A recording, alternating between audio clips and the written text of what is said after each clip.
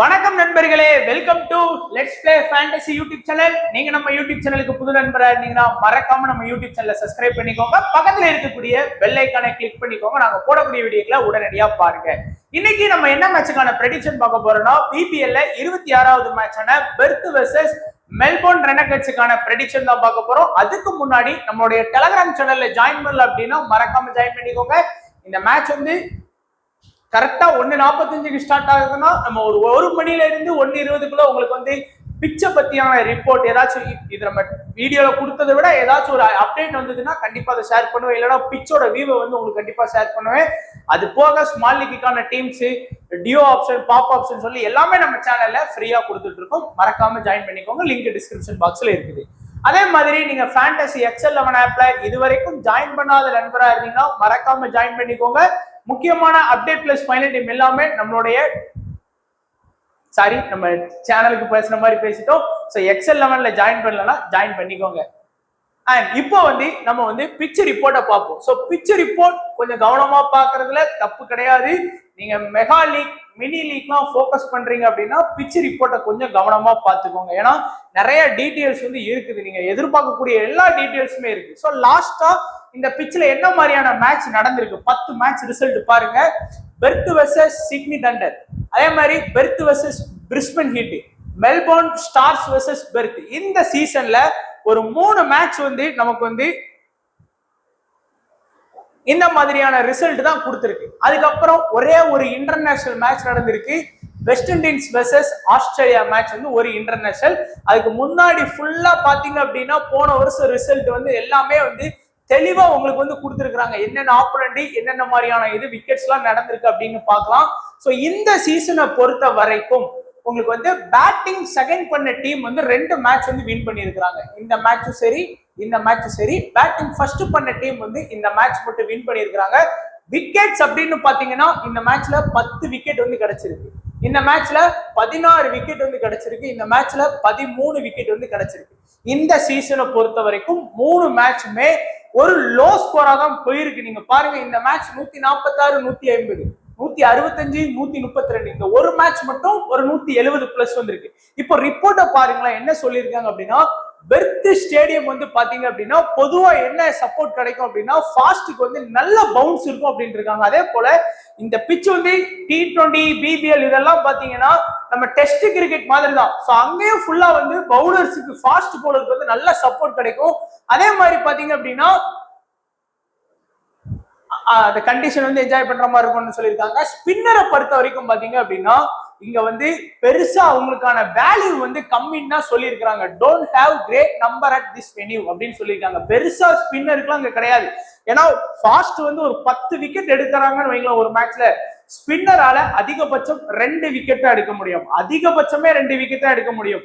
ஏதாச்சும் ஒரு மேட்ச் 10ல ஒரு மேட்ச் வேணா ஸ்பின்னர்ஸோட ஆதிக்கம் அதிகமா இருக்குமே தவிர மீதி 9 மேட்சுமே ஃபாஸ்ட் ஆதிக்கம் தான் இந்த பிச்சில் அதிகமா இருக்கும். நீங்க பாருங்க, ஃபாஸ்ட் கடந்த 17 மேட்ச்ல என்ன பண்ணி இருக்கிறாங்க அப்படின்னா 166 ஓவர் பவுல் பண்ணியிருக்கிறாங்க. அதேதான் ஸ்பின்னர் 187 ஓவர் தான்.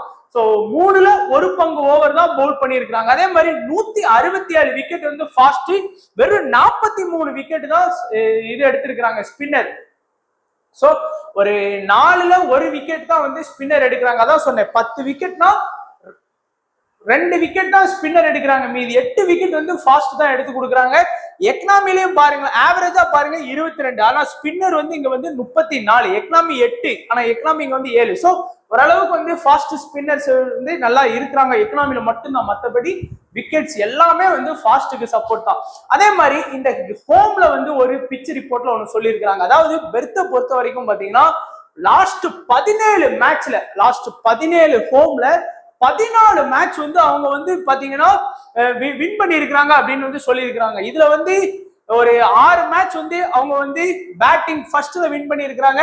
8 மேட்ச் வந்து பாத்தீங்கன்னா பேட்டிங் செகண்ட்ல வின் பண்ணி இருக்கிறாங்க. சோ பொதுவா பெர்த் வந்து அவங்களோட ஹோம்ல வந்து ஸ்ட்ராங்கா இருக்கிறாங்க. சோ இப்போ நீங்க ஒரு 10 டீம் ப்ரிப்பேர் பண்றீங்கன்னு வச்சுக்கோங்க. ஒரு மெகா லீக்ல ஒரு 8 டீம் வந்து பெர்த்துக்கு ஃபேவரட்டா கண்டிப்பா நீங்க வந்து கிரியேட் பண்ணுங்க. ஒரு 2 டீம் மட்டும் ரெனகட்ஸுக்கு கிரியேட் பண்ணுங்க. ஏன்னா 14 மேட்ச் தான் வின் பண்ணியிருக்காங்க. அந்த 15, 16, 17 அந்த 3 மேட்ச் வந்து எப்படி ரிசல்ட் வந்திருக்கும் ஆப்போனன்ட்டுக்கு ரிசல்ட் வந்திருக்கும். ஸோ அந்த மீதி இருக்கக்கூடிய 2 டீம் 10ல 2 டீம் போட்டோம்ல, அது அந்த 15வது மேட்சா இருக்கலாம், 16வது மேட்சா இருக்கலாம், 17வது மேட்சா கூட இருக்கலாம். ஸோ நான் சொல்ற கான்செப்ட் புரியும் நினைக்கிறேன். ஸோ ஃபுல்லா பெர்த்துக்கு சப்போர்ட் போடாதீங்க. 10 டீம் போட்டீங்கன்னா 8 டீம் வந்து ஃபேவரா போங்க. ஏன் பிச் ரிப்போர்ட்டை இவ்வளவு அடிச்சு துவைக்கும் அப்படின்னா மெகா லீக் ஃபோக்கஸ் பண்றவங்க கண்டிப்பா அது பாக்குறது அவசியம். ஸோ இப்போ ரீசெண்ட்ல யார் ஃபார்ம்ல இருக்கா அப்படிங்கிறத நம்ம பாத்துடலாம். ஃபர்ஸ்ட் ஃபின் ஆலன் வந்து தொடர்ந்து 2 மேட்ச் வந்து நல்ல ஒரு ஃபார்ம்ல ஆடிட்டு இருக்கிறாரு. நம்ம சொன்னோம் முதல்ல எல்லாமே வந்து ஸ்கோர் பண்ணல, பட் இப்போ ஓரளவுக்கு ஸ்கோர் ஆடுறாரு.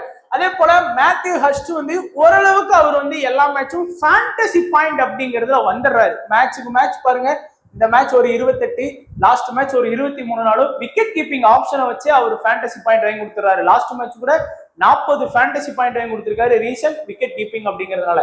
ஆரன் ஹார்டி இந்த சீசன்ல ஃபார்ம் அவுட்ல இருக்கிறாரு. அவரோட பெஸ்ட் ஸ்கோரே 24, பட் லாஸ்ட் சீசன்லாம் வெறித்தனமா ஆனாரு. பட் இந்த சீசன்ல ஃபார்ம் அவுட்ல தான் இருக்கிறாரு. பட் மேபி இந்த மேட்ச் கூட கம்பேக்ட் மேட்சா இருக்கலாம். கூப்பர் கோன்லி இருக்கிறதுலே ஒரு பெஸ்ட் ஆல்ரவுண்டர், இந்த டீமுக்கு பெஸ்ட் ஃபார்ம்ல இருக்காரு அப்படின்னு சொல்லலாம். எல்லா மேட்சுமே தலைவன் வந்து ஃபிளாப்பான ரிசல்ட் கொடுத்ததே இல்லை. அந்த லெவலுக்கு ஒரு டீசென்டான ஒரு ஆல்ரவுண்டர். அதே போல டர்னர் லாஸ்ட் மேட்ச் மட்டும் மிஸ் ஆயிட்டாரு, மீதி எல்லா மேட்சுமே ஒரு கணிசமான ஒரு ஃபார்ம்ல ஆடக்கூடிய ஒரு பிளேயர் தான். பிளஸ் பவுலிங் ஆப்ஷன் எடுக்கிறாரு. இந்த பிச்சில எல்லாம் பவுலிங் கொண்டு வராங்கிறது கொஞ்சம் கஷ்டம் தான். ஹோப்சன் அவருடைய அந்த 20+ ரன்னுங்கிறது கண்டிப்பா ஒரு சில மேட்ச்ல வந்து ஸ்கோர் பண்ணி கொடுத்துறாரு. ஆஸ்டன் ஏகர் உள்ள வரலாம், இல்ல அப்படின்னா அந்த இடத்துல வேற யாராச்சும் ஆடலாம். அப்படி ஸ்குவாட் வந்து இன்னும் ரிலீஸ் பண்ணல நண்பா. நான் ஸ்குவாட் ரிலீஸ் பண்ணதுக்கு அப்புறம் வீடியோ எடுத்தேன்னு வச்சுக்கோங்களேன், அதை எடிட் பண்ணி உங்களுக்கு கொடுக்கறதுக்கு ரொம்ப நேரம் ஆயிரும். அதனாலதான் நான் ஸ்குவாட் ரிலீஸ் பண்றதுக்கு முன்னாடியே நான் வீடியோ எடுக்க வேண்டிய சூழ்நிலை இருக்கு. ஸோ புரிஞ்சுக்கோங்க.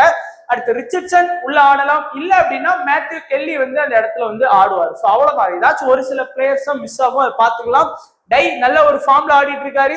மொதல் மேட்ச் தவிர எல்லா மேட்ச் விக்கெட் எடுத்து கொடுத்துட்டு இருக்காரு. பெஹென்ட்ராஃப் செம்ம ஃபார்ம், விளாண்ட எல்லா மேட்சுமே விக்கெட். மோரிஸ் இந்த ஒரு மேட்ச் தவிர அவரும் எல்லா மேட்சுமே விக்கெட், 2-3 விக்கெட் எடுக்கக்கூடிய ஒரு ஸ்பெஷலிஸ்டா இருக்கிறாரு. இப்போ ஜாக் ஃப்ரெஷர் இங்க மெல்போர்ன் ரெனகட்ஸ்ல வந்து அவருடைய ஹையஸ்ட் ஸ்கோரே 26. இந்த ஜாக் ஃப்ரெஷரை நம்பி தான் நான் வந்து நிறைய மேட்ச் வந்து தோத்துட்டு இருக்கிறேன். ஏன்னா அந்த இடத்துல எல்லாருமே பெத்தேல வந்து சூஸ் பண்ணிடுறாங்க. கம்பேர் டு நீங்க பெத்தேல் பாத்தீங்கன்னா இந்த மொதல் மேட்ச் தூரத்துல 2வது மேட்ச் வந்து ஜாக் ஃப்ரெஷர் வின். ஏன்னா ஒரு 2 ரன் எக்ஸ்ட்ரா அடிச்சிட்டாரு.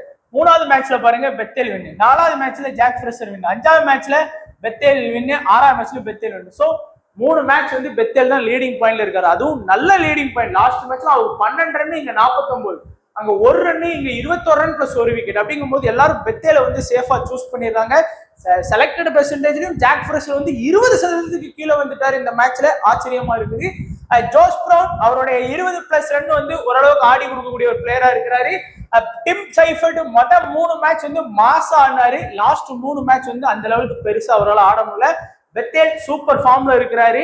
அப்புறம் ஈவென்ட்ஸ் ஓரளவுக்கு டீசென்ட் ஆடக்கூடிய ஒரு பேட்டர், ஃபார்ம் அன்ஃபார்ம் அப்படின்னு சொல்ல முடியாது.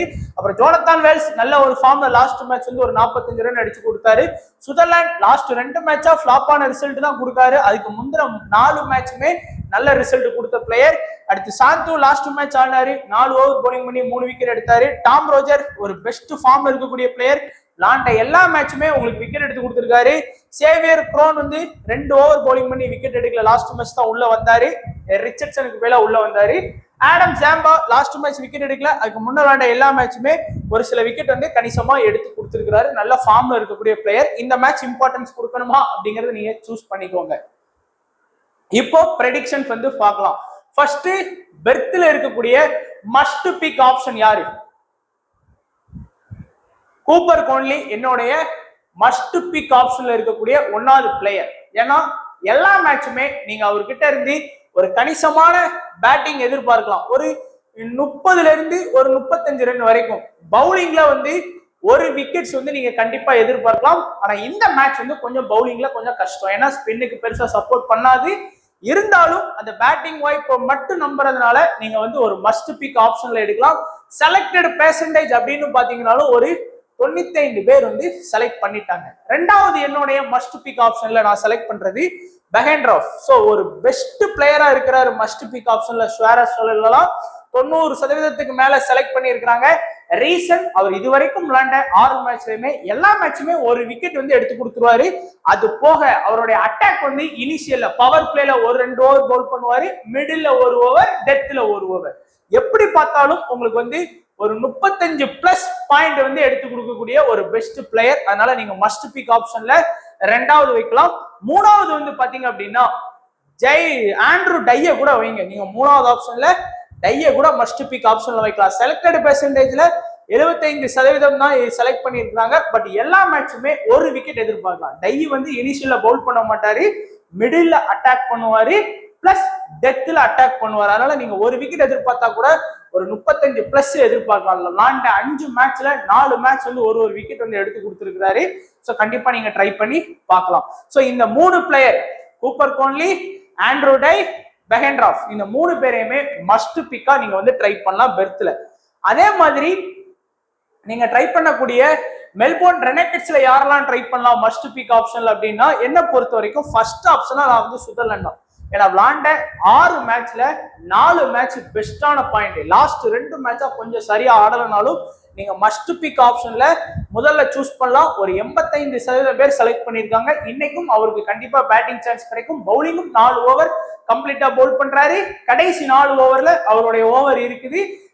இனிஷியல்ல பவர் பிளேல முதல் 3 ஓவர்லயும் அவருடைய ஓவர் வந்து ஒரு ஓவர் இருக்குது. அதனால நீங்க கண்டிப்பா அவருக்கு வந்து போக்கஸ் பண்ணலாம். அப்புறம் ஜேக்கப் பெத்தேல் மஸ்ட் பிக் ஆப்ஷன்ல ட்ரை பண்ற லெவலுக்கு ஜேக்கப் பெத்தேல் வந்துட்டாரு. ஸோ பேட்டிங்னு பாத்தீங்கன்னா உங்களுக்கு வந்து ஒரு 25ல இருந்து ஒரு 35 ரன் வரைக்கும் ஆடுறாரு. பிளஸ் 2 ஓவர் வந்து பவுல் பண்றாரு. இன்னைக்கு வந்து பவுலிங் ஆப்ஷன் எடுபடுமான்னு கேட்டீங்கன்னா கொஞ்சம் கஷ்டம். லாஸ்ட் மேட்ச் அவருக்கு பவுலிங் 3 ஓவர் பவுல் பண்ணாரு, விக்கெட் கிடைக்கல. ஆனால் இந்த மேட்ச் வந்து 2 ஓவராச்சும் பவுல் பண்ணுவாரு. எல்லாம் ஸ்பின்னுக்கு சப்போர்ட்டே கிடைக்காது அப்படிங்கிற மேட்ச்ல கூட விக்கெட் எடுத்திருக்காங்க ஸ்பின்னர்ஸ். அதனால நீங்க வந்து மஸ்ட் பிக் ஆப்ஷன்ல வைக்கலாம்.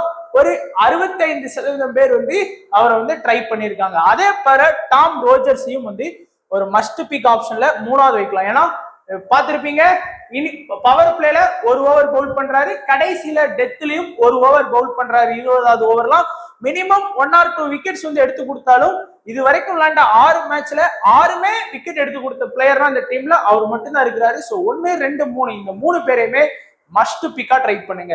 இப்போ உங்களுடைய டீம்ஸ்ல கொஞ்சம் ரிஸ்கா மல்டிபிள் கிராண்ட் லீக்ஸ்ல எப்படி போக்கஸ் பண்ணலாம் அப்படிங்கிற பிளேயர்ல வந்து பாத்தீங்கன்னா என்ன பொறுத்த வரைக்கும் ஆல்மோஸ்ட் இந்த ஃபின்னாலன நிறைய பேர் செலக்ட் பண்ணியிருக்கிறாங்க. இந்த மேத்யூ ஹர்ஸ்ட் வந்து நீங்க வந்து ஒரு மல்டிபிள் கிராண்ட் லீக் பிளேயரா நீங்க வந்து சூஸ் பண்ணலாம். ஏன்னா செலக்டட் பெர்சன்டேஜ்னு பார்க்கும்போது ஒரு 15% தான் இருக்குது. ஏன்னா அவர் எல்லா மேட்சுமே நீங்க பாத்தீங்கன்னா சூப்பரா பாயிண்ட் வாங்கி கொடுக்குறாரு. அவர் அடிக்கிறது 20 ரன் தான், ஆனா 2 கேட்ச் பிடிச்சிருக்காரு, ஒரு 16 பாயிண்ட் பிளஸ் பிளேயிங் லெவல்ல 4. ஸோ ஒரு 40 பிளஸ் பாயிண்ட் வந்துருது. ஸோ அதனால நீங்க மேத்யூ ஹர்ஸ்ட் வந்து போக்கஸ் பண்ணலாம். அதே போல ஆரோன் ஹார்டியும் செலக்டட் பெர்சன்டேஜ்ல வெறும் 20ல இருந்து 25% வந்துட்டாரு. பட் ஒரு டீசெண்டா ஆடக்கூடிய பிளேயர். 1 டவுன் கூட வர்றாரு, சில மேட்ச்ல 1 டவுன் வர்றாரு, சில மேட்ச்ல 2 டவுன் வர்றாரு. பவுலிங் ஆப்ஷன் கிடையாது அவருக்கு, இந்த சீசன்ல பெருசா பவுலிங் பண்ணல. பட் நல்ல பிளேயர், திடீர்னு ஸ்கோர் பண்ணி கொடுப்பாரு. நீங்க இன்னைக்கு மேட்ச்ல திடீர்னு ஃபின்னாலெல்லாம் ஃபிளாப் ஆயிட்டாருன்னு வச்சுக்கோங்க, ஏன்னா அவரெல்லாம் நம்ப முடியாது. அப்போ ஆரோன் ஹார்டி பொறுமையா ஆடுவார். லாஸ்ட் மேட்ச் கொஞ்சம் ரொம்ப பொறுமையா ஆடி 17 பால்ல என்னமோ தான் 9 ரன் என்னமோ ஸ்கோர் பண்ணி அவுட் ஆகி போனாரு. அவ்வளவு கேவலமா அவுட் ஆகி போனாரு. ஸோ அதனால இந்த 2 பேர் வந்து பாத்தீங்கன்னா பேட்டிங் வந்து மல்டிபிள் கிராண்ட் லீக்ஸ்ல போக்கஸ் பண்ணி பாருங்க.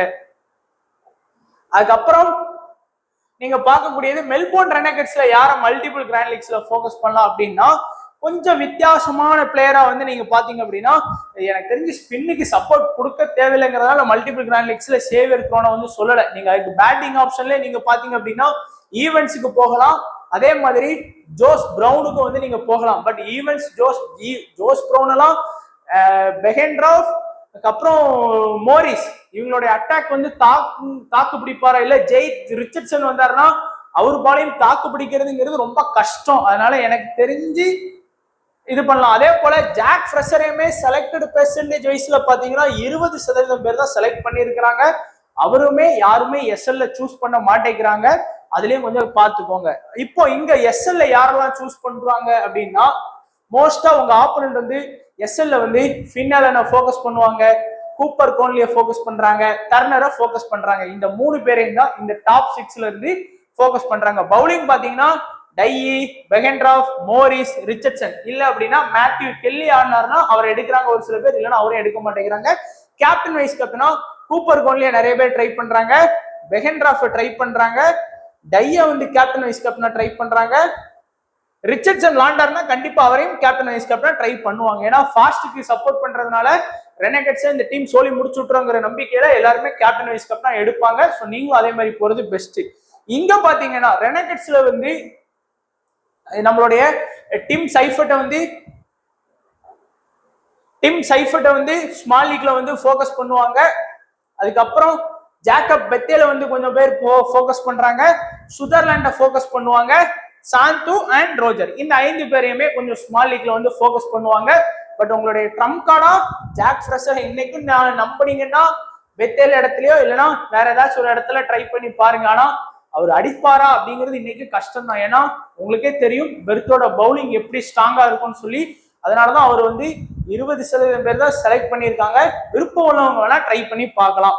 கேப்டன் வைஸ் கேப்டன் வந்து சுதர்லாந்து, டிம் சைஃபர்ட், ரோஜர் இந்த 3 பேருக்கும் இங்க இருந்து நீங்க வந்து கேப்டன் வைஸ் கேப்டன் எடுக்கலாம். ஸோ இப்போ ஒரு சேஃபான ஸ்மால் லீக் டீம், ஒரு சில ரிஸ்க் கலந்த டீம் பாத்தீங்கன்னா Sutherland, Tim Seifert, Roger 3 must pick, Cooper Connolly, Behrendorff, Tye 3 must pick வச்சிருக்கோம். இங்க பாருங்க மேத்யூ ஹர்ஸ்ட் வந்து ஒரு ட்ரம்ப் கார்டு எனக்கு. டர்னர் சேஃபான ஒரு ஸ்மால் லீக் பிளேயர் தான். ஜாக் ஃப்ரெஷர் ஒரு நம்மளுடைய ட்ரம்ப் கார்டு. மோரிஸ் சேஃபான pick. Matthew Kelly trump card. Matthew Kelly ஆடுவாரான்னு தெரியல. ஏன்னா இதுல ஏன் கொடுத்தேன்னா ஒருவேளை ரிச்சர்ட்சன் ஆனாரா ரிச்சர்ட்சன் அந்த இடத்துல எடுத்துக்கோங்க. 2 பேருமே சேம் மாதிரியான பிளேயர்ஸ் தான். ஸோ ட்ரை பண்ணி பார்க்கலாம். இன்னைக்கு உங்களுக்கு நம்மளுடைய டீம் வின் ஆகணும் அப்படின்னா ட்ரம்ப் கார்டு வந்து ஆடி கொடுக்கணும். ஒன்னு மேத்யூ ஹெஸ்ட் வந்து நல்லா ஸ்கோர் பண்ணணும். ஏன்னா அந்த இடத்துல எல்லாருமே ஃபின் ஆலனை வந்து ட்ரை பண்ணியிருப்பாங்க. ஆலன், ஜாக் ஃப்ரெஷர் வந்து யாருமே எடுத்திருக்க மாட்டாங்க.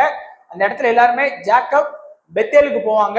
ஸோ அந்த பெத்தேலை விட ஜாக் ஃப்ரெஷர் அதிகமான பாயிண்ட் வாங்கி கொடுப்பாரா அப்படிங்கிறது ஒரு கேள்வி. அதே போல ஃபின் ஆலனை விட மேத்யூ ஹெஸ்ட் வந்து வாங்கி கொடுப்பாரா அப்படிங்கிறது ஒரு கேள்வி. ஸோ அந்த 2 ரிஸ்க் தான். மற்றபடி உங்க ஆப்போனண்ட் எல்லாருமே வந்து டர்னர் எடுத்திருப்பாரு. டர்னர் வந்து 100 ரன் அடிச்சாலும் உங்களுக்கு ஒண்ணும் கிடையாது. டக் அவுட்ல போனா கூட ஒண்ணும் கிடையாது. லாஸ்ட் மேட்ச் டக் அவுட்ல தான் போனார், ஒண்ணும் கிடையாது. ஏன்னா எல்லாருமே உங்க ஆப்போனண்ட் எடுத்திருப்பாங்க. அதே மாதிரி பெஹென்ட்ராஃப் வந்து இன்னைக்கு ஒரு விக்கெட் கூட எடுக்காம போனா கூட உங்களுக்கு எந்த பாதிப்புமே கிடையாது ஸ்மால் லீக்ல. ஏன்னா எல்லாரும் எடுத்திருப்பாங்க. உங்க ஆப்போனண்ட் 3 ஒரு 4 மெம்பர் லீக் விளையாடுறீங்கன்னா மீதி இருக்க 3 பேரோட டீமையும் போய் பாருங்க, என்னாலும் பாருங்க. அதான் உங்களுக்கு யூஸ்ஃபுல்லா இருக்கும். மறுநாள் டீம் போடுறது கண்டிப்பா எடுத்திருப்பாங்க. டாம் ரோஜர் எல்லா ஆப்போனண்ட் எடுத்திருப்பாங்க. இன்னைக்கு விக்கெட்டே எடுத்து கொடுக்கலன்னா கூட பிரச்சனை இல்லை. ஆனால் இந்த நம்ம எடுத்துக்கக்கூடிய ஜாக் ஃப்ரெஷர், மேத்யூ ஹெஸ்ட் இந்த 2 பேரும் ஃபின் ஆலனையும் அண்ட் ஜாக்கப் பெத்தேலை விட அதிக பாயிண்ட் வாங்கி கொடுப்பாங்களான்னு நினைச்சு பாருங்க. இல்லையா நீங்க சத்த கட்டாம ஜாக்கப் பெத்தேலையும் ஃபின் ஆலனையும் போட்டுருங்க. எனக்கு தெரிஞ்சு ஃபின் ஆலனுக்கு பேலா வேணா மேத்யூ ஹெஸ்ட்டை கொஞ்சம் ட்ரை பண்ணி பாருங்க. இது ரொம்பவே ரிஸ்க், அதை தெரிஞ்சுக்கோங்க. கேப்டன் வைஸ் கேப்டன் கூப்பர் கோன்லியை கேப்டன், வைஸ் கேப்டன் சுதர்லாந்து இந்த மாதிரி கூட வருவாங்க. ஆனா நிறைய பேர் வைஸ் கேப்டனா பெர்த்ல இருக்கக்கூடிய பவுலிங் ஆப்ஷன்ல தான் வருவாங்க. பெஹென்ட்ராஃப், டை, மோரிஸ், மேத்யூ கெல்லி அந்த இடத்துல ஆடலைன்னா ஜெய் ரிச்சர்ட்சன் இந்த எல்லாரையுமே வைஸ் கேப்டனை ட்ரை பண்றதுக்கும் வாய்ப்புகள் இருக்குது. ஸோ அவ்வளவுதான் நண்பன் நம்மளுடைய ப்ரெடிக்ஷன். ஸோ வீடியோ கண்டிப்பா பிடிச்சிருக்குன்னு நினைக்கிறேன். எல்லாருமே வீடியோ பத்தி கருத்துக்களை கமெண்ட் செக்ஷன்ல சொல்லுங்க. உங்களுக்கு என்ன தோணுதோ அதை சொல்லுங்க. அப்போதான் நம்ம ஃபைனல் டீம்ல அதை சேஞ்ச் பண்றதுக்கு வாய்ப்பு இருக்கும். So Jacob Bethell, Matthew Hurst இந்த ஜாக் ஃப்ரெஷர், மேத்யூ ஹெஸ்ட் பெஸ்டா இல்ல அப்படின்னா ஃபின் ஆலன், ஜாக்கப் பெத்தேல் அதிக பாயிண்ட் வாங்கி கொடுப்பாங்களா அப்படிங்கறத நீங்க கமெண்ட் செக்ஷன்ல கண்டிப்பா கமெண்ட் பண்ணுங்க. எந்த காம்பினேஷன் அதிக பாயிண்ட் வாங்கி கொடுப்பாங்கிறத நீங்க கமெண்ட்ல சொல்றீங்களோ அந்த காம்பினேஷனை கூட நம்ம ஃபைனல் டீம்ல ட்ரை பண்ணி பார்க்கலாம். ஸோ உங்களுடைய லக்கு எப்படி இருக்குங்கிறத நம்ம செக் பண்ணி பார்க்கலாம். ஸோ மறக்காம வீடியோவை எல்லாருமே லைக் பண்ணுங்க, ஃப்ரெண்ட்ஸுக்கு ஷேர் பண்ணுங்க, சப்ஸ்கிரைப் பண்ணிக்கோங்க. நன்றி.